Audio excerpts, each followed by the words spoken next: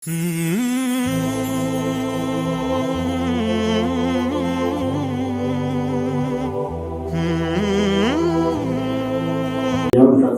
kami.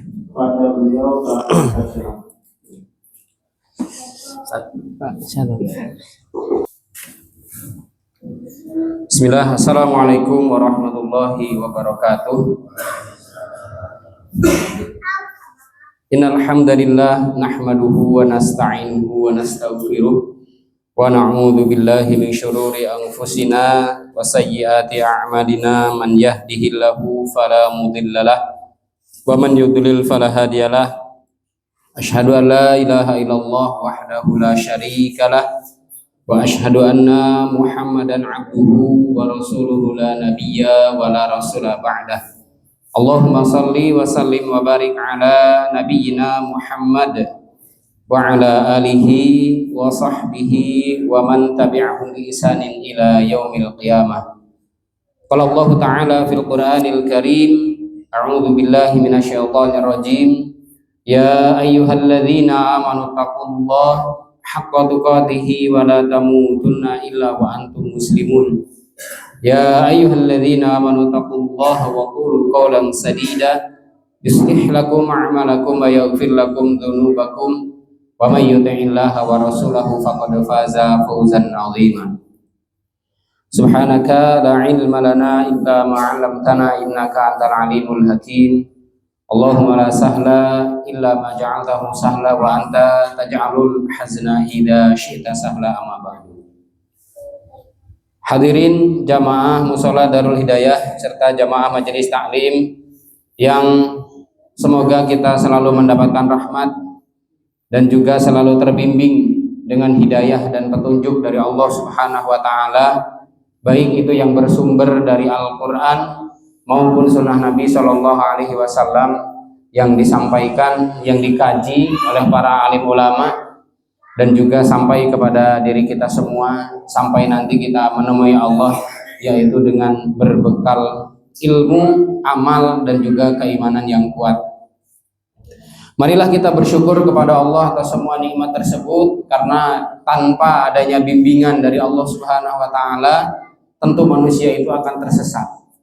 Manusia itu akan menemukan berbagai bentuk kesulitan, halangan dan rintangan di dalam menapaki kehidupannya.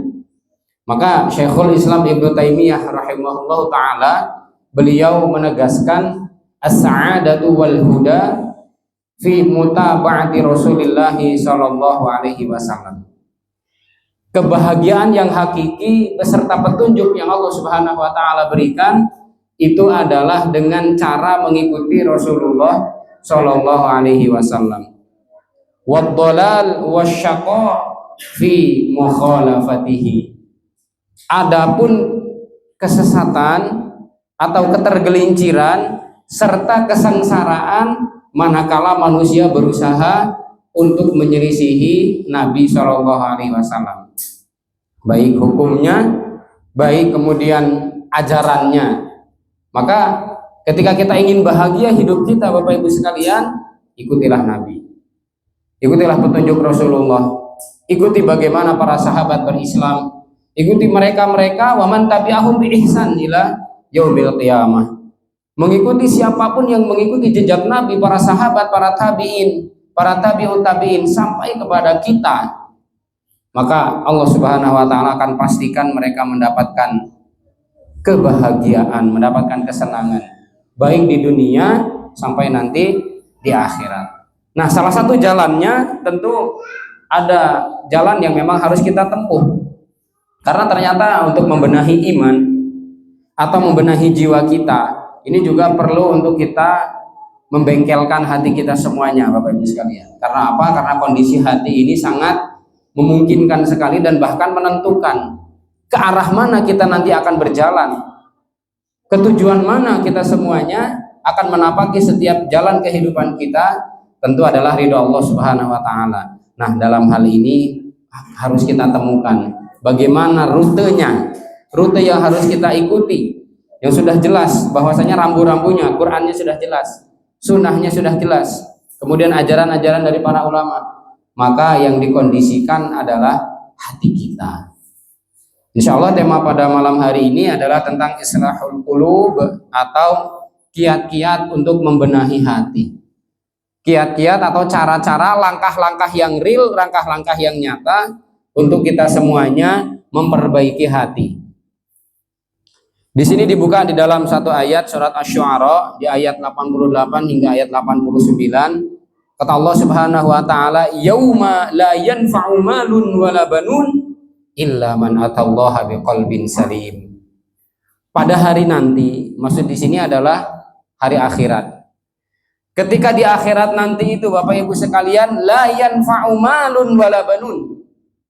Entah itu harta yang kita tumpuk, entah itu kekayaan yang kita kumpul-kumpulkan di dunia ini, tidak ada manfaatnya kata Allah Subhanahu wa taala. Begitu juga anak laki-laki. Nah, uniknya di sini di ayat ini Allah Subhanahu wa taala dengan menggunakan bahasa banun. Bukan hanya keturunan atau aulad gitu ya. Aulad itu kan umum, baik laki-laki maupun perempuan. Akan tetapi yang Allah Subhanahu wa taala tekankan adalah tidak akan bermanfaat harta, tidak akan bermanfaat anak laki-laki. Kalau boleh tahu kenapa kok anak laki-laki yang ditunjuk oleh Allah? Kenapa Bapak Ibu sekalian? Di ayat ini kok kenapa bukan wala aulad, bukan anak-anak secara umum, bukan mungkin keturunan kita semuanya secara umum, tapi yang ditunjuk adalah anak laki-laki. Karena identiknya anak laki-laki itu sebagai tulang punggung, sebagai andalan keluarga. Sedangkan yang perempuan itu mengikuti dan juga ya mengekor kepada saudara laki-laki itu tadi. Mestinya seperti itu di dalam kehidupan keluarga kita. Maka sekalipun dia ini mungkin di dunianya sangat berpengaruh, maka ketika Allah Subhanahu wa taala menegur Abu Lahab yang dengan jahatnya ya, dengan kufurnya dia kepada Allah Subhanahu wa taala dan kepada Rasulnya, ma aghna anhu maluhu wa ma kasab.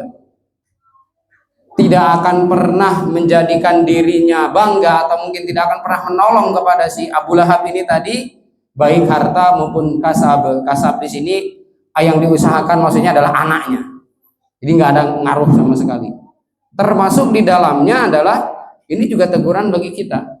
Illa man atallaha biqalbin salim.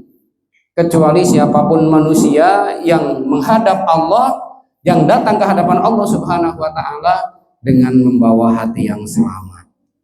Hati yang dipenuhi dengan rasa cinta, hati yang dipenuhi dengan ridho kepada Allah, hati yang dipenuhi dengan harapan besar kepada Allah Subhanahu wa taala, hati yang tidak pernah tersentuh dengan kesyirikan. Masya Allah. Karena apa? Harta sudah tidak bermanfaat kecuali yang dibelanjakan fisabilillah. Ya, salah satu contoh realnya adalah untuk menghidupkan, memakmurkan masjid, untuk listrik musola ya, kemudian juga untuk snack pengajian. Ini salah satu harta yang dibelanjakan fisabilillah. Kalau bisa Bapak Ibu sekalian itu berlomba-lomba. Kalaupun mungkin panitia tidak menyiapkan jadwal, ini besok pengajian besok sampean ya, yang bawa aqua gelas, yang bawa air mineral ya, kemudian sampean yang bawa snacknya atau ininya gitu ya. Karena apa? Karena memang itulah harta yang sesungguhnya. Itulah harta yang memang Allah Subhanahu wa taala jadikan investasi nanti yang akan kita ambil, yang akan kita raih di akhirat kelak. Terkadang mungkin tidak tergambar di pikiran kita. Tenan apa ora ya? Duit sing tak kek neneng kota infak kuwi tenan akan menjadi investasi apa tidak? Terkadang mungkin masih ada keraguan. Padahal sudah jelas ya bahwasanya Allah Subhanahu wa taala akan yurbis shadaqat, akan membesarkan, akan mengembangkan yang namanya sedekah yang sudah dikeluarkan.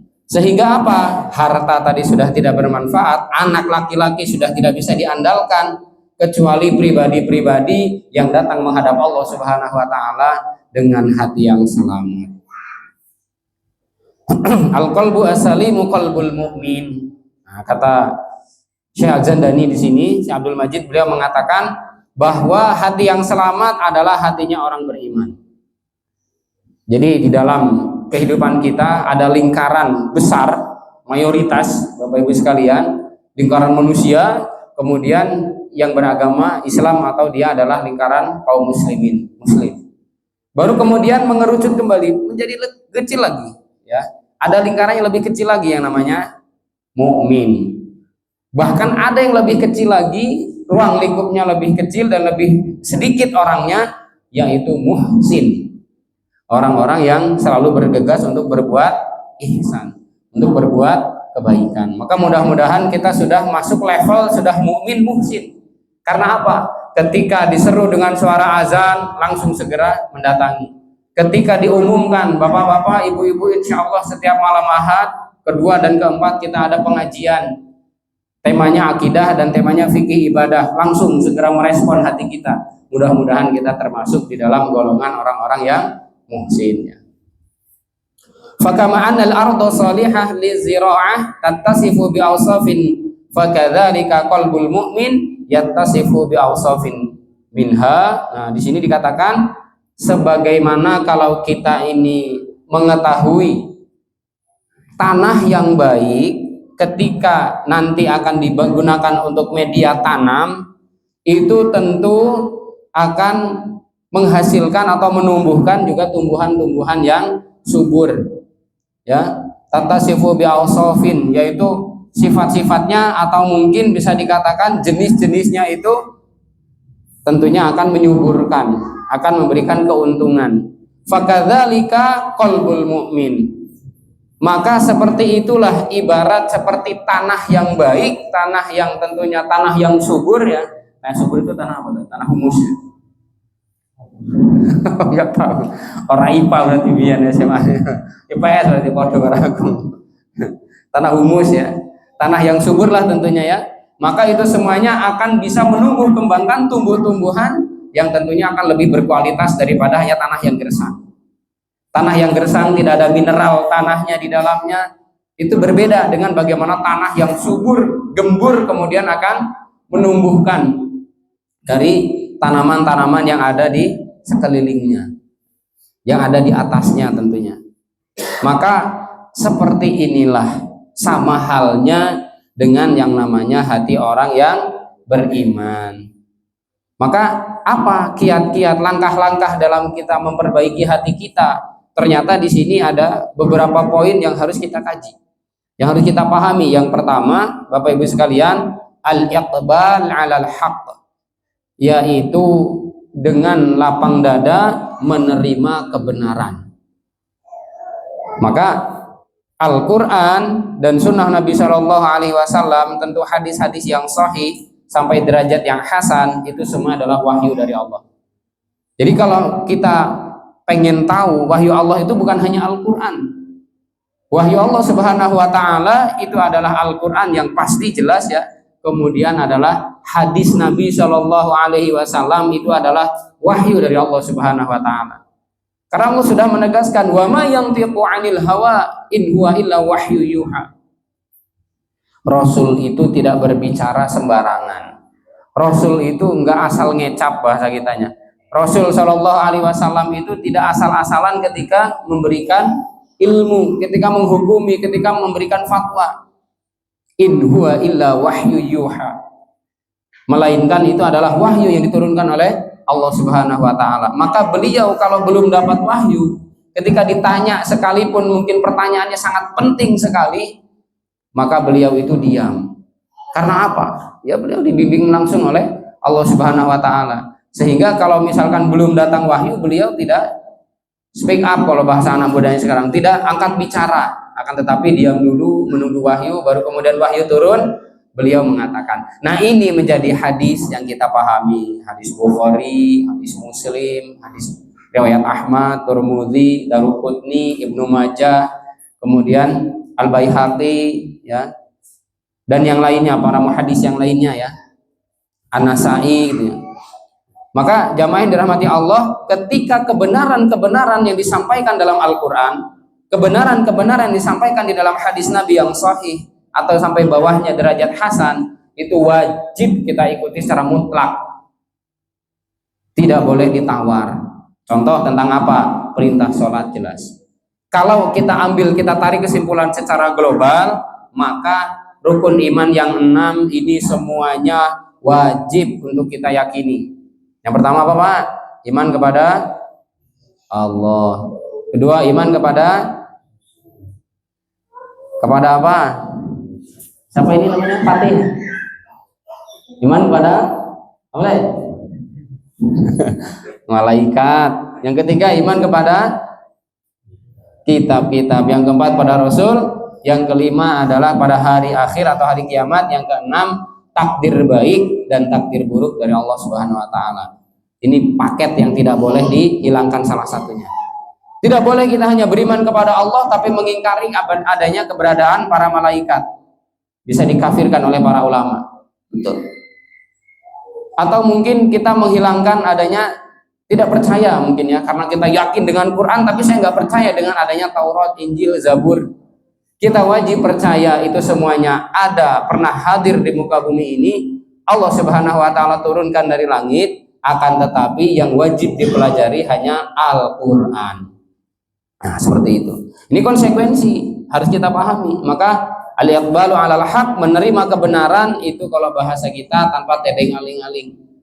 Semuanya diterima dengan lapang dada, dengan sukacita, dengan sukarela, suka maupun tidak suka, karena ini adalah tuntutan dari syariat Allah, maka wajib kita terima. Sehingga kalau para sahabat itu meskipun mereka tidak strata 1, tidak S2, bahkan S3 gitu ya, akan tetapi ketaatan mereka itu luar biasa yang diberikan kepada Allah dan Rasulnya. Karena apa? Karena memang mereka melihat langsung peristiwa, mereka juga merasakan bagaimana wahyu itu turun. Ketika ada sebuah persoalan, maka turun wahyu untuk memecahkan persoalan tadi, dan mereka paham betul apa yang menjadi sebuah peristiwa dan persoalan tadi hingga akhirnya terurai dan juga terselesaikan. Nah, maka menerima kebenaran ini tidak boleh ditawar-tawar. Tentang sholat ya. Kemudian selanjutnya rukun Islam ada 5. Ini pun wajib untuk kita lakukan, kecuali mungkin yang dikecualikan adalah haji bila bagi yang mampu. Ya, ini mungkin dikecualikan, tapi syahadat, kemudian sholat, kemudian puasa, zakat, ini adalah kewajiban bagi setiap muslim. Maka rukun iman, rukun Islam itu semuanya sebuah kebenaran yang wajib diyakini. Tidak boleh tidak. Tidak ada satupun ulama yang membolehkan ya, atau mungkin mereka yang melonggarkan, nggak apa-apa, nggak percaya sama malaikat, yang penting masih beriman kepada Allah. Nggak ada. Mau itu dari kalangan sahabat, tabiin, tabi'in, kemudian mengerucut sampai 4 imam madhab, itu semua sepakat. Akidah Ahlussunnah wal Jamaah menyatakan bahwa wajib beriman kepada 6 rukun iman dan juga beramal dengan rukun Islam yang 5, termasuk bagi yang mampu adalah dia berusaha untuk berhaji ke Baitullah. Jamaah yang dirahmati Allah Subhanahu wa taala, alladzi yantaju anhu ma'rifatal haqqi wattiba'ahu, yaitu mereka yang betul-betul mampu memahami, mereka yang berhasil untuk mengenal yang namanya kebenaran dan juga mereka yang mengikutinya. Nah, tentu rasanya ketika kita ini sholat 5 waktu berjamaah, lalu kemudian disambung dengan majelis ilmu, bukankah ini kebenaran Bapak Ibu sekalian? Bukankah ini bagian dari sunnah Rasulullah? Bukankah ini betul-betul menjadi sebuah kebiasaan yang baik yang selalu dilestarikan dari generasi ke generasi? Makanya jelas disampaikan oleh Rasulullah, innal anbiya lam yuwarrithu dinaran wala dirhaman innama warasul ilma. Para nabi dan rasul itu tidak pernah mewariskan pangkat, harta, jabatan, kedudukan. Innama warasul ilma, mereka hanya mewariskan ilmu. Mereka selalu memberikan petunjuk, memberikan jalan yang terang bagi mereka-mereka yang membutuhkan. Man akhadha bihi, siapa yang meraihnya, akhadha bihawin wafir, sungguh dia telah beruntung dan juga mendapatkan keberuntungan yang banyak. Nah, panjenengan sekalian, kita semuanya yang bermajelis ilmu ini sedang berburu warisan. Maka besok, pertemuan besok Pak, kalau misalkan diumumkan sama Ustadz Agung, Pak besok ngaji, ngomong sama temennya Pak, ayo berburu warisan ning musola gitu. Oh yo enek tuh, enek. Karena ini warisan ini. Bahkan ini bukan hanya warisan leluhur, akan tetapi ini warisannya para nabi dan rasul. Orang-orang yang paling mulia di muka bumi ini tiada lain hanyalah mereka para nabi dan rasul. Mereka bagi-bagi warisan. Apa warisannya? Ilmu. Warisan mereka adalah tentang keilmuan. Baik itu akidah, kemudian fikih ya, kemudian yang lainnya tazkiyah dan yang syariat-syariat yang lain, yang tentu itu akan membimbing kita semuanya ke jalan kebenaran. Kata Allah Subhanahu wa taala, "Fabashshir ibadi." Hendaklah beri kabar gembira kepada hamba-hambaku. Maka Allah Subhanahu wa taala tidak pilih kasih. Bahasa ibadi itu kepada semua hamba. Bukan hanya kepada mukmin saja.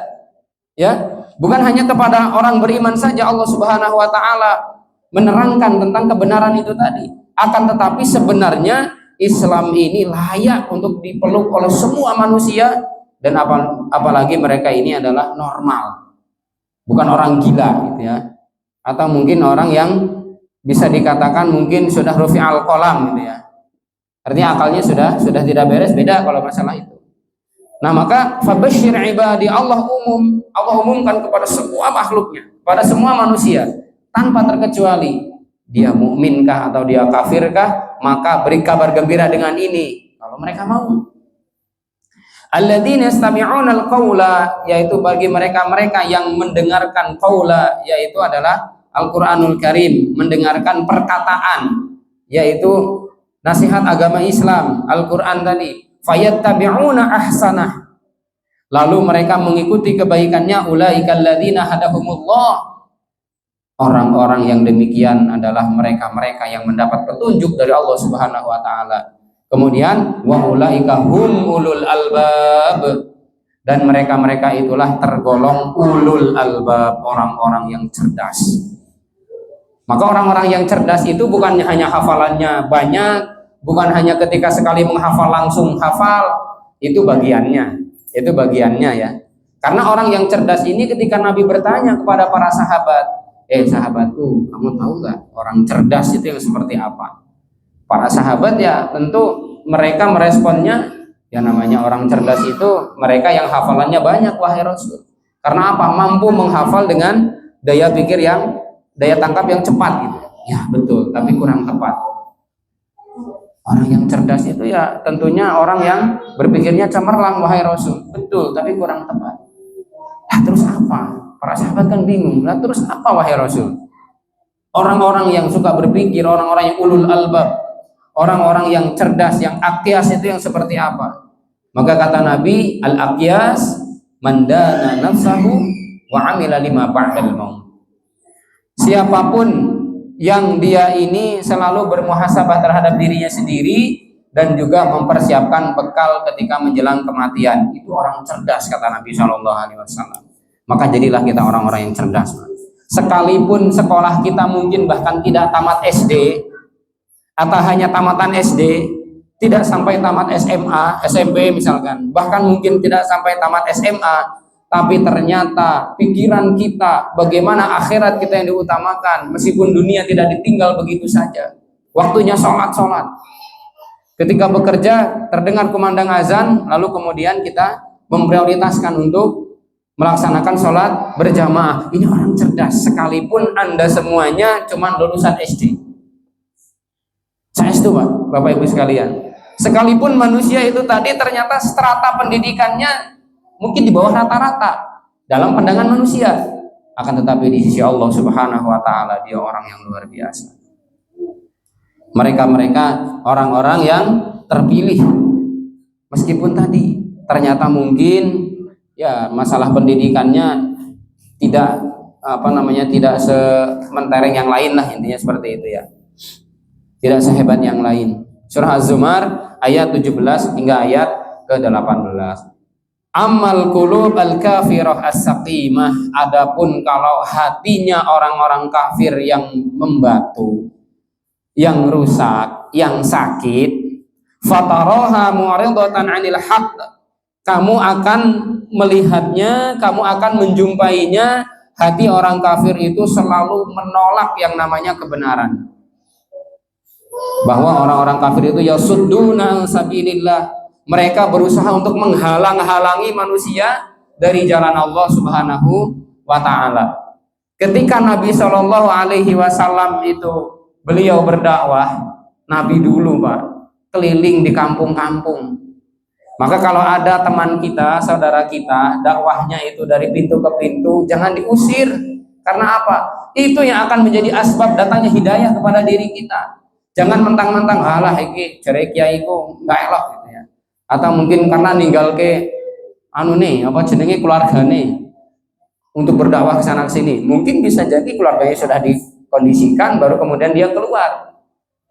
Artinya apa? Bahwa hal tersebut kita husnuzon saja kepada orang-orang yang demikian, yang berani dari pintu ke pintu, datang dari satu surau ke surau yang berikutnya, satu masjid ke masjid berikutnya, kemudian termasuk di dalamnya di pasar-pasar. Nah, Nabi dulu dakwahnya juga di pasar-pasar. Di belakangnya ngikut siapa? Abu Lahab. Di belakangnya ngikut Abu Jahal. Ketika Nabi menjelaskan bahwasanya sembahlah Allah Subhanahu wa taala. Ya, ketika Nabi SAW menyampaikan sembahlah Allah Subhanahu wa taala tuflihu, kalian pasti akan mendapat keberuntungan. Yang di belakangnya ini Pak, si Abu Jahal dengan Abu Lahab itu mengatakan, ojo dirungokke ini. Itu Pak. Pamannya sendiri ketika Rasulullah itu berdakwah di pasar-pasar, di rumah-rumah, mendakwahkan tentang tauhid, hanya beribadah kepada Allah Subhanahu wa taala semata. 13 tahun Rasulullah berdakwah di Makkah itu hanya berkisar tentang tauhid kepada Allah Subhanahu wa taala. Diikuti oleh keluarganya sendiri, yaitu sebagai paman kandungnya sendiri, dianggap apa? Wong edan. Dianggap orang gila, dianggap orang stres, dianggap orang yang tidak berpendidikan, dianggap mungkin tukang bohong, ya, pendusta, ya, dukun dianggapnya, ya. Rasulullah itu dianggap penyihir, penyair, kemudian juga dianggap orang gila dan juga dianggap pembohong, pendusta. Seperti itulah kondisi orang-orang kafir. Seperti itulah hati mereka-mereka yang menolak kebenaran dari Allah Subhanahu wa taala. Jelas nyata, padahal kita ini tidak perlu bingung-bingung Bapak Ibu sekalian. Kita itu sudah dihadirkan oleh Allah, ada Al-Quran. Monggo kita kaji dari mulai Al-Fatihah sampai surah An-Nas, itu ilmu semua Pak. Itu Bapak Ibu sekalian, semuanya berisi ilmu, berisi hikmah, berisi pemahaman, berisi keteladanan yang perlu untuk kita pelajari. Belum lagi sunnah Rasulullahnya, itu dikumpulkan dalam hadis-hadis Nabi, yang dikumpulkan dalam kitab hadis Rasulullah. Ada yang namanya Kutubut Sittah, ada yang namanya Kutubut Tis'ah. Kutubut Tis'ah itu 9 kitab induk yang dikumpulkan oleh para alim ulama, khususnya mereka-mereka ahli hadis. Masya Allah. Kurang apa? Kurang apa kita? Petunjuk sudah jelas, petunjuk sudah ada hadir di depan mata, sehingga tentunya tidak perlu bingung. Aku bingung nih arep nglampahi amalan ki piye ya? Udah jelas, cari Qurannya, cari hadisnya. Kalau misalkan kita untuk otodidak mungkin meragukan, tanya kepada ulama, tanya kepada mereka yang memahami. Fas'alu ahla dzikri in kuntum la ta'lamun. Tanyakan kepada yang lebih berhak untuk menjawabnya kalau memang kamu tidak mengetahuinya, kalau memang kamu belum paham gitu ya. Hanya memang kalau orang-orang kafir Quraisy di masa itu, mereka karena hatinya sudah hitam legam, hatinya sudah tertutup untuk mendapat pintu hidayah, dan hatinya bahkan kata Allah Subhanahu wa taala asyaddu qaswah, ya, betul-betul sudah mengeras. Padahal apa? Wa innal hijarata lama yatafajjaru minhul anhar.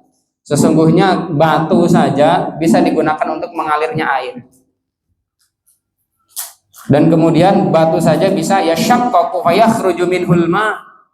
Wa inna minal hijarati lama yashaqqaqu minhul anhar. Kemudian bisa juga batu itu bisa terbelah dengan bisa mengeluarkan air. Kemudian lama yahbitu min khasyatillah, ada juga batu itu yang terlempar jauh karena takut kepada Allah Subhanahu wa taala. Tapi hati orang kafir itu sudah lebih keras daripada batu. Nauzubillah min dzalik. Fatabqal jahilah, ya, fatabqal jahilah la tahtadi ilaih. Dia akan selalu dalam kebodohan, sama sekali tidak mendapat petunjuk. Dia tidak mendapatkan petunjuk dari Allah Subhanahu wa taala.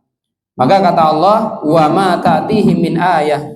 Ketika datang kepada mereka dari ayat Allah Subhanahu wa taala, min ayatin, dari sekian banyak ayat-ayat Allah Subhanahu wa taala, ima ayatul kauniyah, baik itu ayat kauniyah, peristiwa yang kita saksikan betul, peristiwa yang betul-betul terlihat di depan mata kita, itu pun tidak menyadarkan. Orang kafir di zaman Quraisy itu, Pak, kurang apa mereka melihat mukjizat Nabi. Sampai-sampai ketika mereka para pembesar Quraisy itu minta nantang kepada Rasulullah, Muhammad, nek awakmu tenan wong seorang nabi, kayak enek bulan kayak belahan, coba suruh belah bulan, ya. Jadi bukan iklan apa yang dulu ya, minta dibelah bulan, ya. Jadi bukan hanya di iklan saja membelah bulan itu. Nabi SAW dengan mukjizatnya dari Allah Subhanahu wa taala membuktikan kenabiannya betul-betul terjadi. Maka ada astronot, ya, ada ilmuwan Amerika yang dia dari NASA, ya, kemudian akhirnya masuk Islam, meneliti di dalam Al-Qur'an, di dalam surah Al-Qamar, iqtarabatis sa'atu wa insyaqqal qamar. Sudah dekat sekali kata Allah Subhanahu wa taala hari kiamat itu dan terbelah bulan itu. Benar enggak sih ketika dia lihat sampai kemudian melihat penampakan bulan, ternyata bulan itu memang ada retakan. Berarti memang Al-Quran itu tidak bohong. Nah, di zaman Rasulullah pun ditantang. Nabi ditantang, hadisnya sahih dalam hadis riwayat Bukhari dan Muslim. Ditantang, Muhammad, nek awakmu tenan seorang nabi, itu ada bulan, tolong dibelah. Maka dengan izin Allah Subhanahu wa taala, dengan telunjuk beliau, bulan itu dibelah, kemudian disigar jadi dua seperti roti, Pak. Yang satu ditaruh di Jabal Abu Kubais, kemudian yang satu di bukit yang lain. Sampai-sampai orang-orang itu seolah-olah gitu ya, mereka mengatakannya tersihir gitu. Karena apa? Kok yo aneh, kok bulan kok iso disigar, itu kok bisa gitu ya. Akhirnya kemudian dikembalikan lagi. Itu pun malah mengatakan, oh itu sihrun mustamir. Itu hanya sihir yang terus dilakukan. Nah itu. Karena apa? Yo hatinya wis terkunci.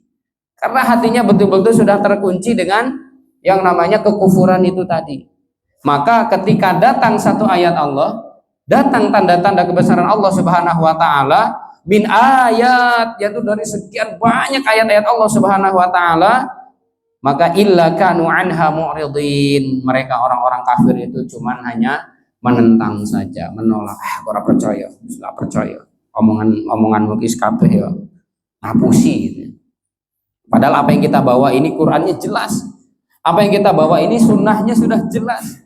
Itu sudah dilakukan oleh Nabi dan itu diteladani oleh mereka-mereka para sahabat, para tabi'in, tabi'ut tabi'in. Sampai ada yang mendebat saya, Pak, enek dalam Al-Quran tentang syariat sholat berjamaah, tolong sampaikan ke saya. Sampai ngomong kayak gitu. Akhirnya kemudian ya saya enak aja ngomongnya. Warka'u ma'ar raki'in. Coba Anda pahami tafsirnya. Jadi bukan dengan kita, dengan hanya akal kita, akan tetapi dengan tafsir para ulama. Warka'u ma'ar raki'in, ada waul jamaah. Waul jamaah ki nggo dhewe apa nggo wong akeh?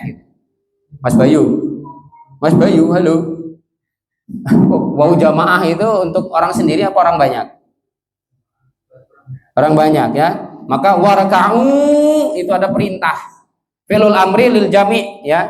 Fil amr, perintah untuk orang banyak. Warka'u ma'ar raki'in, dan rukulah kalian bersama orang-orang yang ruku. Nek bersama orang-orang yang ruku, Pak, nek orang-orang wong siji apa ngokeh.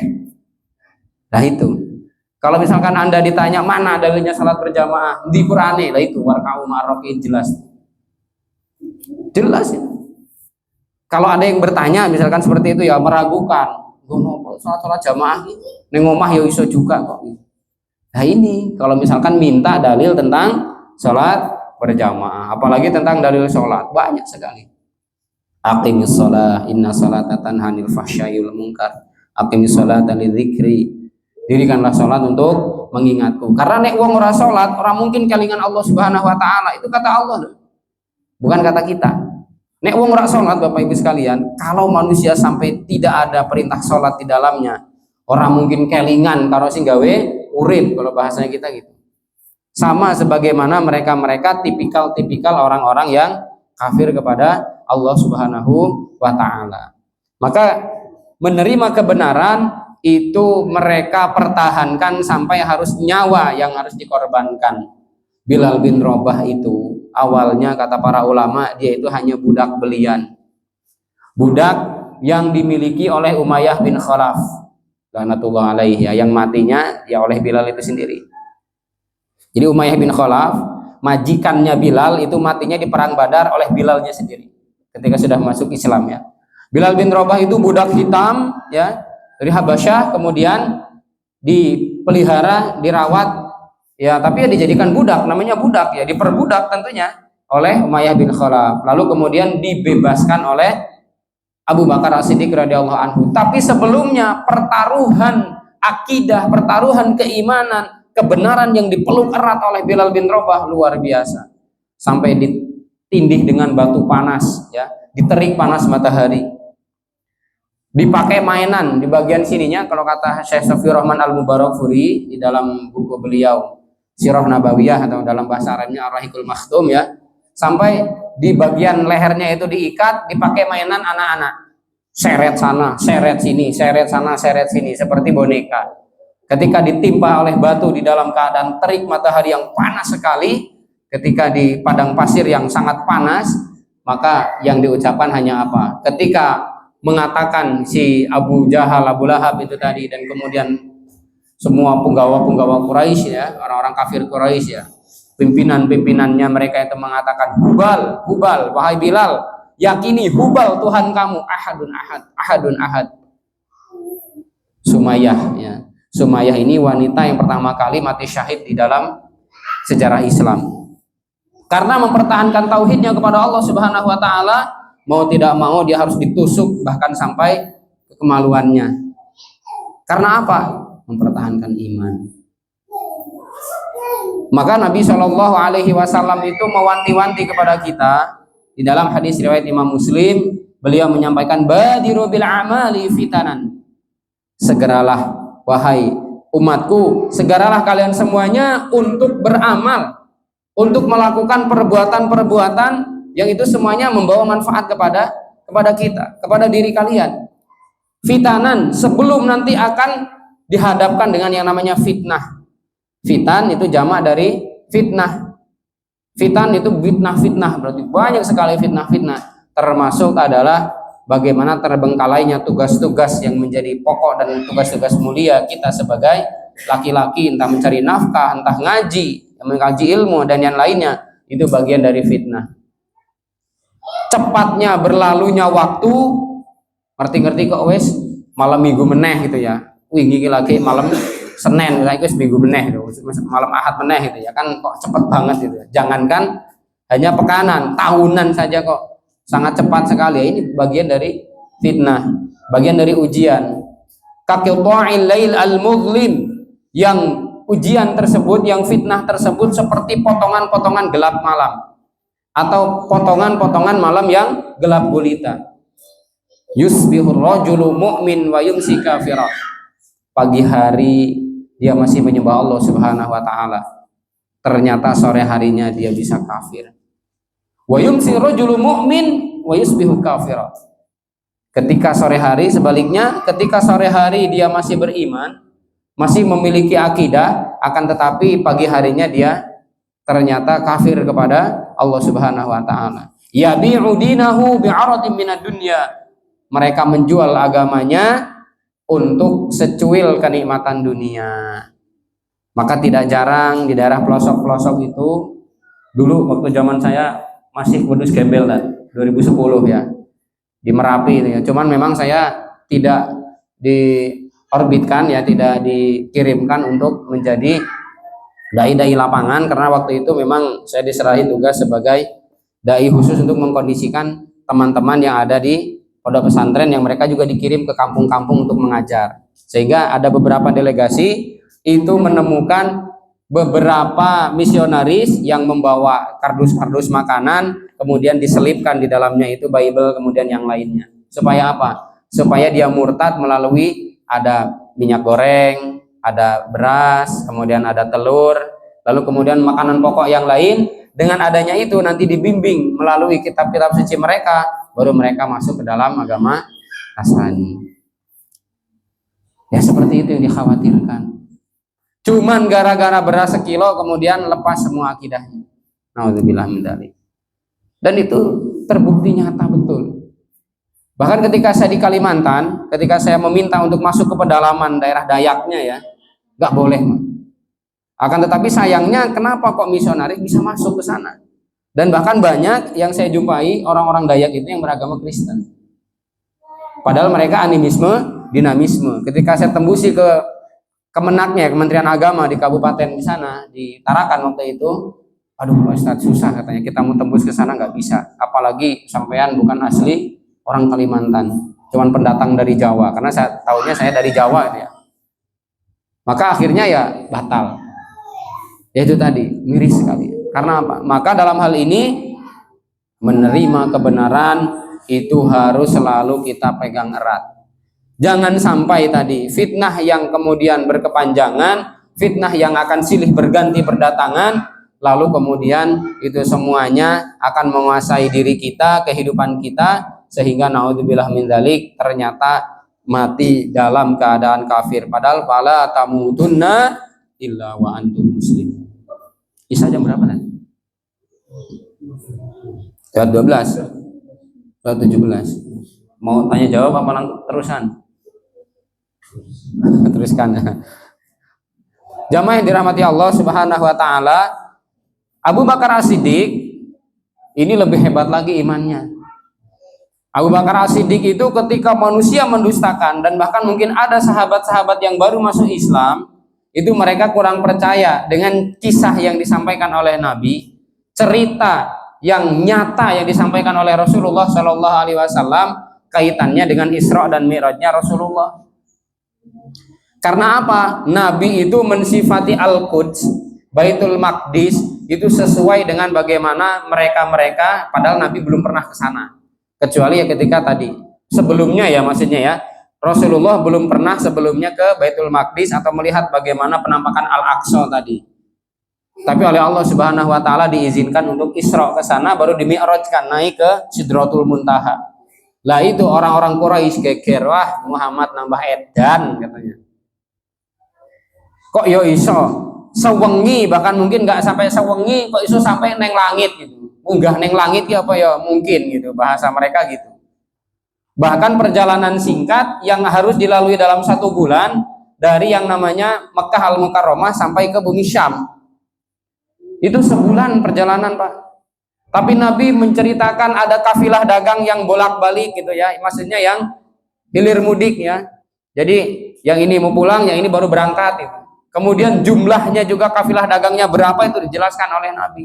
Sifat-sifat Al-Quds oleh beliau disebutkan.